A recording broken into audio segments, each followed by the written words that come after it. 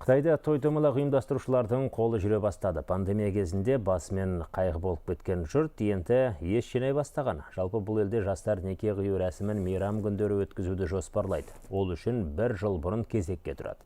Мәселен, мамыр айындағы мерекелік күндері 400 мыңнан аса үйлену той өткен. Бейжіңде тұратын тамаша былтыр тұрмысқа шықпақ болған.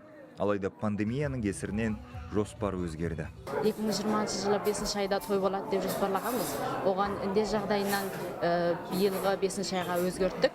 Биылғы Пекиндегі жалпы індет жағдайы жақсы болды. Үкіметі жақсы қызметтер істеді, той саласы ашылды. Алдыңғы 5 айда біз тойымызды жақсы да өткен қылып өткізіп алдық. Бұл сала қызметкерлерінің айтуынша өткен жылдың бірінші жартысында мүлдем той болмаған. Екінші жартысында да тапсырыс аз түскен. Ал биылдан бастап той бизнесі қалпына келе бастады. Дегенмен індеттің салқыны жоқ емес. Халық тойға бұрынғыдан аз қонақ шақыратын болған. Жұрт салтанатты шаралар өткізуге жұмсайтын қаражатын қысқарта бастағанын байқадық.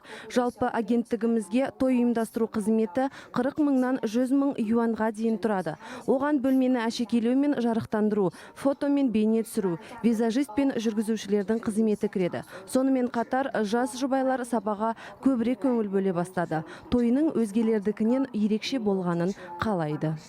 Той нарығы өскенмен отау құруға ниетті жастар саны біртіндеп азайып барады. Былтыр Қытайда 8 миллион үйлену той өткен. Мамандардың айтуынша, неке қию саны 7 жыл қатарынан азайып келеді. Себеп қалтадағы қаражат.